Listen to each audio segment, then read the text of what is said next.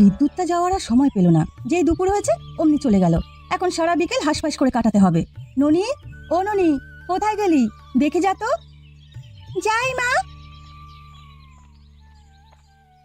মেয়েটা সারাদিন কোথায় যে ঘুরে বেড়ায়, দিন রাত খুঁজেও তার টিকিটির দেখা পাওয়া যায় না। ননিবালা, ও ননিবালা, কখন থেকে আমি তোকে ডাকছি, কথা কানে যায় না হতভাগী।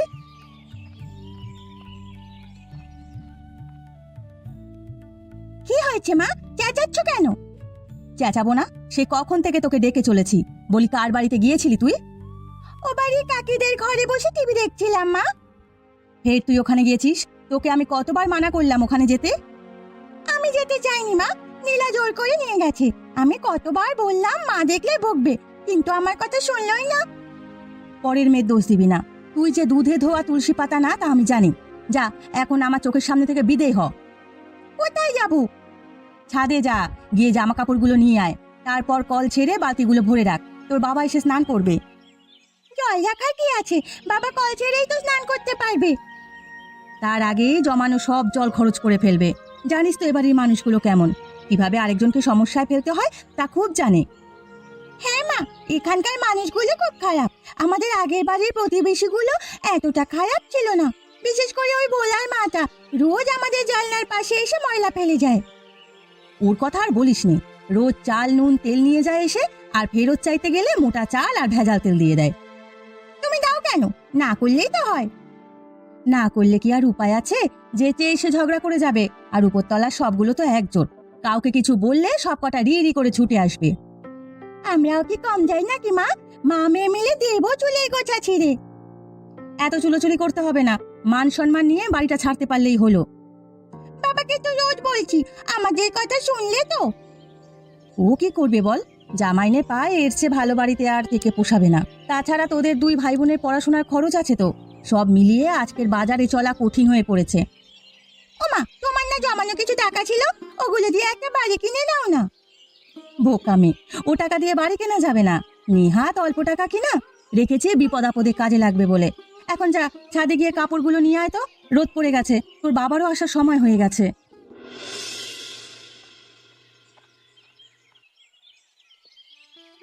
কি হলো বিমল বাবু, আজকে বাড়ি যাবেন না? 5টা তো বেজে গেল। হাতের কাজটা শেষ করেই যাব প্রকাশ। তা তোমার কি খবর, কেমন চলছে সব? ভালোই চলছে, কিন্তু আপনাকে দেখে বিমর্ষ লাগছে। ব্যাপার কি, কোনো বিপদ আপদ হলো নাকি? বিপদ আপদ তো সবসময় লেগে থাকে। আজকে ছেলের পেটে অসুখ, তো কালকে মেয়ের জ্বর। এভাবে কি সংসার চলে বলো? কি করবেন বলুন তো? আমরা তো করি ছাপোষা চাকরি, এটা দিয়ে কি ছেলে মেয়েকে ভালো কিছু খাওয়াতে পারি? সারা বছর অপুষ্ট থাকলে অসুখ তো হবেই। খাবারটা না হয় বাদ দিলাম, কিন্তু থাকবার জায়গা, সেটার কথা কি বলবো? বাড়ি তো নয়, যেন নরকের একটা সংস্করণ। ও, এবার বুঝেছি, ওই বাড়ির ভয়ে আপনি বাড়িতে ফিরছেন না। হ্যাঁ প্রকাশ, ঠিক ধরেছ। গেলে সেরকম গরম আর চেঁচামেচিতে প্রাণ ওষ্ঠাগত হয়ে যাবে। তার চেয়ে বরং অফিসে থেকে কাজ করি। ইস, কতদিন যে গ্রামের হাওয়া শরীরে লাগে না। এখানে একটু নিঃশ্বাস নেওয়ারও বিশুদ্ধ বাতাস নেই। কোনো পাড়া গায়ের মধ্যে যদি নিরিবিলি একটা বাড়ি থাকতো আমার। বাড়ি যদি চান তবে খাসা একটা বাড়ি আছে, একেবারে গায়ের মধ্যে বাড়ি। পাশে আবার নদীও আছে একটা, শুনলাম সেই নদীর জলের দামে ওটা দিয়ে দিচ্ছে। কি বলো? কোথায় সেই বাড়ি, আর কত টাকা ভাড়া? ভাড়া নয় মশাই, আজ তো বাড়িটাই বিক্রি করে দিচ্ছে। আর সেই বাড়িটা দূরে নয়, ওই যে শহরের পাশে পলাশপুর, সেখানেই। ওখানে তো ট্রেন যায় রোজ। তা কত টাকায় বিক্রি হচ্ছে? বেশি নয়, মূল্য 1,00,000 টাকা। সাথে আমার কাঁঠালের বাগান আর ফসলি ক্ষেতও আছে। 1,00,000? আরে বাপরে বাপ, এত টাকা তো আমার কাছে নেই। চেষ্টা চরিত্র করে দেখেন, বাড়িটা মন্দ হবে না। আমি কিনতাম, কিন্তু আমার তো বাড়ি করা হয়ে গেছে, সেই জন্যই ছেড়ে দিচ্ছি। না না প্রকাশ, এত টাকা হবে না। তোমার বৌদির কিছু টাকা ছিল, কিন্তু সে বড় কম, বড় জোর 40 হবে। তাহলে সেগুড়ে বাড়ি, এত অল্প টাকায় অর্ধেক বাড়িও পাবেন না। আমাদের কি আর বাড়ি ফেরা হবে না ভাই? সারা জীবন পরের বাড়িতেই থাকতে হবে। কি আর করবেন, দেখুন অন্য কোথাও ওঠা যায় কিনা। আমি তবে গেলাম। হ্যাঁ হ্যাঁ, যাও, আমিও উঠে পড়বো। এত দেরি হলো কেন আসতে? আমি সন্ধ্যায় তালের পিঠা ভেজে বসে আছি, সব জুড়িয়ে জল হয়ে গেল। অফিসে কাজ ছিল গিন্নি, শেষ করে তারপর এসেছি। এত কাজ করে কি হবে শুনি? মাইনে তো সেই 5,000 টাকাই দেয়। তাতেই তো কোনোভাবে ঠিকই আছি। চাকরিটা না থাকলে কি যে হতো। তা আজকে একটা খবর পেলাম জানো, শহরের বাইরে একটা বাড়ি বিক্রি হচ্ছে। 1,00,000 টাকায় আম কাঁঠালের বাগান সহ বাড়ি। তাতে কি আমাদের ভাগ্যে জুটবে? জীবনের শেষ কয়টা দিন হয়তো এই ঘুপচি ঘরেই কাটাতে হবে। প্রাইভেট ফান্ড থেকে টাকা তুলে ফেলেছি একবার, তা না হলে তো কিছু টাকা তুলে তোমার জমানো টাকাগুলো দিয়ে বাড়িটা কিনে রাখা যেত। ওসব কল্পনা রাখো, এত বড় সৌভাগ্য আমাদের হয়নি। কেন মা, আমরা কি নতুন বাড়িতে যেতে পারবো না? যাবি বাবা যাবি, তুই বড় হয়ে ভালো চাকরি করে নতুন বাড়ি করবি, আমরা বুড়ো বুড়ি সেখানেই থাকবো। এই রে, কথা বলতে বলতে দুধটুকু পুড়ে গেল। ও ননি, তাড়াতাড়ি উনুন থেকে দুধের হাঁড়িটা নামাতো। যাচ্ছি মা।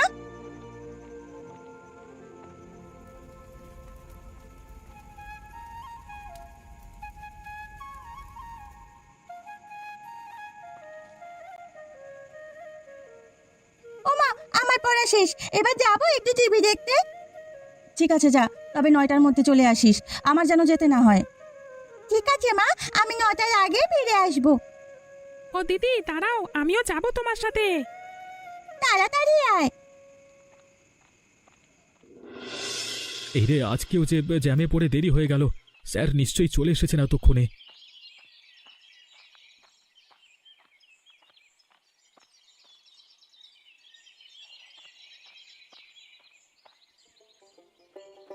কি হে বিমল বাবু, এতক্ষণে আসবার সময় হলো? আমি আপনার জন্য সেই সকাল থেকেই অপেক্ষা করছি। কেন, কি হয়েছে প্রকাশদা? আপনার ভাগ্য খুলেছে মশাই, কালকে যে বাড়িটার কথা বলেছিলাম ওটা অর্ধেক টাকায় কিনতে পারবেন। অর্ধেক টাকায়? বলো কি? হ্যাঁ, কালকে বাড়ির মালিকের সাথে আমার কথা হলো, আর একজন লোক এসেছিল ওনার কাছে, তা সে অর্ধেক বাড়ি আর জমি কিনতে চায়। তা শুনে আমি আপনার কথা বললাম, আপনার কাছে তো 50-এর মতো টাকা আছে, তা আপনি তা দিয়ে অর্ধেক কিনে রাখুন।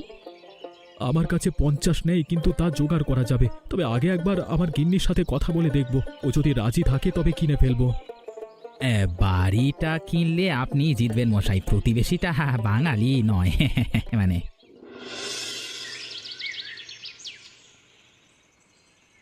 বাঙালি নয় তবে কোন দেশি গো? উত্তরে বাড়ি, কিন্তু বহুদিন ধরে আমাদের দেশই আছে। এতদিন ভাড়া বাড়িতে ছিল, এখন টাকা জমিয়ে বাড়ি কিনেছে। ওহো, শেষমেশ বিদেশি মেচ্ছেদের সাথে থাকতে হবে। তুমি ওদের বাদ দিয়ে অন্য কাউকে আনো। এখন বাঙালি পাবো কোথায়? তাছাড়া ওনারাও আমাদের মতোই টাকা দিয়ে বাড়ি কিনেছে, আমরা তো আর তাদের উঠিয়ে দিতে পারি না। তার চেয়ে বড় কথা হলো, ওনারা আলাদা থাকবেন, আমাদের সাথে তো আর ঘর সংসার করবেন না। তারপরও প্রতিবেশী ভিনদেশি মেচ্ছ দেখে কেমন লাগছে? কখনো এভাবে থাকেনি তো। ও মা, তুমি শুধু শুধু এরকম করছো। ওনাদের অসুবিধা না হলে আমাদের কেন হবে? তাছাড়া আমরা সবাই মানুষ, সেটাও ভাবা উচিত। হ্যাঁ গিন্নি, একটু কষ্ট করে হলেও তোমাকে মানিয়ে নিতে হবে, না হলে এত বড় সুযোগটা হাতছাড়া হয়ে যাবে। ঠিক আছে, তোমরা যা ভালো মনে করবে তাই করো। আর এই নাও টাকা আর গহনা, গহনাগুলো বিক্রি করলে 10,000 হয়ে যাবে। তোমার গহনা নিয়ে বাড়ি কিনতে হচ্ছে দেখে আমার খুব খারাপ লাগছে গিন্নি। আমি কথা দিচ্ছি, আমার একটু সুবিধে হলে আবার গহনা গড়িয়ে দেব। ওগো, গহনা বিক্রি করে আমার কোনো দুঃখ নেই। আমাদের নিজেদের একটা বাড়ি হচ্ছে, এটাই আমার কাছে অনেক কিছু। কি মজা কি মজা, আমাদের নতুন বাড়ি হবে, আমরা সেখানে অনেক মজা করব, তাই না দিদি? হ্যাঁ রে, সারাদিন গ্রামে গ্রামে ঘুরে বেড়াবো আর নদী থেকে মাছ ধরবো। কেবল ঘোরাঘুরি করলেই হবে না, পড়াশোনাও করতে হবে। ওখানে গিয়েই দুটোকে আবার স্কুলে ভর্তি করতে হবে।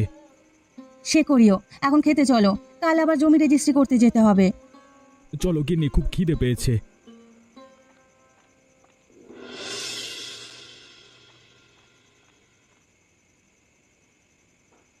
মিনু, আরে ও মিনু, একটু বাতি দিয়ে যা তোমা, এই জায়গাটা বড্ড অন্ধকার করে আছে। নাও বাবা। তোর মা কোথায়? বিকেলে তাকে, মানে বিকেল থেকে তার দেখা নেই তো। মা রান্না করছে বাবা। এ কি এত রান্না করছে সারাদিন ধরে? কাউকে দাওয়াত দিয়েছে নাকি? দাওয়াত নয় গো, আজকে ওই বাড়ির মানুষজন আসবে, তাদের জন্যই রান্না করছে। এত রাতে এসে খাবে কোথায়? ও এই কথা, তা তো ভালোই, নতুন আসছে, কোনো কিছুই তো জোগাড় করতে পারবে না এখন। ওরা কয়েকটা দিন আমাদের বাড়িতেই খাওয়া দাওয়া যেন করে। ঠিক আছে বাবা, সে আমরা বলবো খন, কিন্তু ওরা তো এখনো এলো না। আজ কি আর আসবে? আজ তো আসবার কথা। আরে ওই তো একটা গরুর গাড়ি এসে থামলো দেখা যাচ্ছে। ওরা বোধহয় চলে এলো, চলো গিয়ে দেখে আসি। তাই চল, হেরিকেনটা নে, অন্ধকারে কিছু দেখা যাচ্ছে না। ও বাবা, আর কত দূর? পথ যে পুরোচ্ছেই না। এসে গেছি আমরা, একে একে সবাই নেমে পড়ো। বাবা, এত সুন্দর বাড়ি, চারপাশে কত গাছপালা, দেখেই চোখ জুড়িয়ে যাচ্ছে। এই বাড়ির আগের মালিক খুব শৌখিন ছিলেন। দেশ বিদেশের বিভিন্ন গাছ তিনি এখানে লাগিয়েছেন, নদীতে ঘাট করেছেন, পাকা রাস্তা করেছেন। এখানে থাকতে তোমাদের অসুবিধে হবে না। সব ভালো, কেবল তোমার অফিসে যাওয়া আসাটাই সমস্যা। ও আমি সামলে নেব, ট্রেনে উঠলেই আধা ঘন্টার ব্যাপার। এখানে আর আরেকটা পরিবার থাকে, ওনাদের তো দেখছি না। ওরা ঘরেই আছে, ওই তো গপুর চাচা আসছে। সেই বিকেল থেকে তোমাদের জন্য অপেক্ষা করছি, এত দেরি হলো কেন বাবা? আর বলবেন না, সব জিনিসপত্র গুছিয়ে গাড়ি ধরতে দেরি হয়ে গেল। বোঝেনি তো বাড়ি পাল্টানো কত কঠিন কাজ। এই বুঝি তোমার স্ত্রী আর সন্তান? হ্যাঁ বাবা বাবা, কত ফুটফুটে ছেলে মেয়েগুলো। তা আপনারা দুজনেই বুঝি এখানে থাকেন? না, আমার মা আছে সাথে, উনি ঘরে রান্না করছে। কই দেখি দেখি, ওরা চলে এসেছে নাকি? এই তো গিন্নি এসেছে, এই দেখো গিন্নি, ওরাই তোমার নতুন প্রতিবেশী। যাক বাবা, এতদিন একা ছিলাম, আজ থেকে দুটো কথা বলার সঙ্গী পেয়েছি। আপনাদের কিন্তু অনেক জ্বালাবো, দেখছেনই তো দুটো বিচ্ছু আছে আমাদের সাথে। সে সামলে নেব। কচি কাঁচা বাচ্চা না থাকলে কি বাড়ির সৌন্দর্য ফোটে? একেবারে চাঁদের হাট নিয়ে এসেছো তোমরা। এবার যাও, হ্যাঁ তোমরা ঘরে গিয়ে গোছগাছ করো। আজকে আর রান্না বান্নার দরকার নেই, রাতে আমাদের ঘরেই খাবে। না না, তার আর কি দরকার, আমরা নিজেরাই রান্না করে নিতে পারবো। সে কি, আমরা যে তোমাদের জন্য রান্না করে ফেলেছি। কিছু মনে করবেন না, আমার স্ত্রীর একটু খুঁতখুঁতে ভাব আছে, সে বাইরের কিছু খেতে চায় না। বুঝেছি, তোমরা নিজেরা সব রান্না করে খাবে তো? তা চাল ডাল আছে নাকি আমরা দেবো? হ্যাঁ ও আছে, কেবল আপনাদের রান্নাঘরটা দিলেই হবে, উনুন তো এখনো তৈরি করা হয়নি। ঠিক আছে, তবে তোমরা এসো, আমি সব গুছিয়ে দিচ্ছি। দেখেছো কেমন কাণ্ডটা করলো আজ? আমি এত কষ্ট করে এত সব রান্না করেছি, মুখের ওপর খাবে না বলে দিলে কেন? খেলে কি ওদের জাত চলে যেত? আহা, তুমি চুপ করো তো, এভাবে বলতে নেই। এক একজন এক এক ধরনের সংস্কার নিয়ে থাকে, সবাইকে নিজের মতো থাকতে দেওয়া উচিত। কিন্তু বাবা, তুমি যেভাবে উদারভাবে বলছো, ওরা কিন্তু সেরকম নয়। দেখলে আমাদের কিভাবে এড়িয়ে চলাফেরা করছে। ভিনদেশি বলে কি আমাদের সাথে এরকম করবে? নতুন একটা পরিবেশে এসেছে, সেই জন্য এরকম করছে। আস্তে আস্তে সব কিছু মানিয়ে নাও, আরে ওরাও আশা করি তোমাদের সাথে মিশবে। তোমার এত দার্শনিক কথা আমার মাথায় ঢোকে না। নাও, আর একটু মাছ নাও, অনেক খাবার নষ্ট হবে আজকে। নষ্ট করবার কি দরকার, সব কিছু গরম করে রেখে দাও, সকালে খাওয়া যাবে।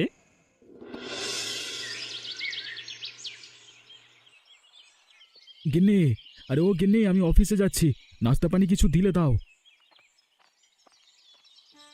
সে কি, তুমি এখনই চলে যাচ্ছ? তোমার অফিস না 10টা থেকে? 10টা থেকে অফিস, কিন্তু ট্রেন ধরতে হলে 8টায় বের হতে হবে, না হলে আর যেতে পারবো না। আমার ভাত তো এখনো হয়নি, আমি ভাবলাম 10টায় যাবে, তাই দেরিতে রান্না চড়ালাম। ভালো কাজ করেছো, এখন আমাকে না খেয়ে অফিসে যেতে হবে। তুমি একটু বসো না, ভাতগুলো এখনই হয়ে যাবে, সাথে একটা ডিম ভেজে দিচ্ছি। না না, আমার হাতে সময় নেই, এক্ষুনি বের না হলে ট্রেন মিস হয়ে যাবে। ও মা, এত চাপ নিচ্ছ কেন? ওদের ঘরে তো রান্না হয়ে গেছে সে কখন, সেখান থেকে বাবার জন্য ভাত নিয়ে আসলেই তো হয়। ওদের বাড়ি থেকে আনবি? যদি কিছু মনে করে, সেদিন তো ওদের বাড়িতে খাইনি। কিছু মনে করবে না মা, আমি গিয়ে নিয়ে আসছি। তাই যা তাড়াতাড়ি, হাতে একদম সময় নেই।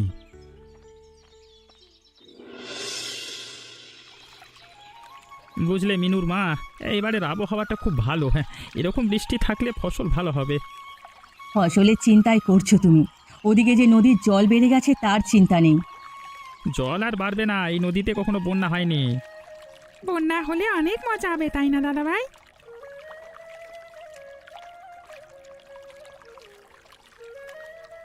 শোনো শোনো, ছেলের কথা শোনো, বন্যা হলে যে সব ডুবে যাবে, তখন কোথায় থাকবি শুনি?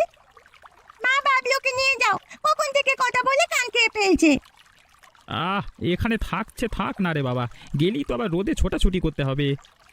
ছুটোছুটি করার দরকার নেই, সবাই এখানে বসে থাকো, আমি বেলের শরবত আর নাড়ু নিয়ে এসেছি। নারকেলের নাড়ু, কত মজা খেতে, অনেক দিন খাই না। নাও, এখন পেট ভরে খাও, ঘরে আরো আছে।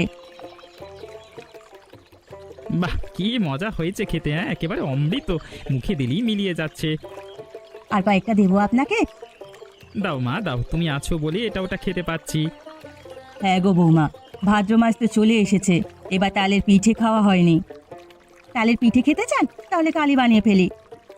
হ্যাঁ, কালই বানাও, আমি কালকে হাটে গিয়ে তাল কিনে আনবো। আর দাদু, আমিও যাব তোমার সাথে। ঠিক আছে দাদু ভাই, তোমাকে নিয়ে যাব। এই মাছ উঠেছে আমার চেপে, দেখো কত বড় মাছ। তাড়াতাড়ি ধর, ছুটে আবার জলে পড়বে তো। মাছটা অনেক বড় হয়েছে, দুই পরিবার মিলে খাওয়া যাবে। হ্যাঁ, আমি এর মুড়ো খাবো দাদু ভাই। ঠিক আছে, তোমাকে মুড়োটা রান্না করে দেব। ও মিনু, মাছটা ঘরে নিয়ে যা দেখিনি, হাতের কাজটা শেষ করে আমি রান্না চড়াবো। ও মা, দেখো দেখো, আমার পাতনাটাও তল হয়ে গেছে। আরে ওটাতে মাছ ধরেছে, তাড়াতাড়ি ছিপ দে।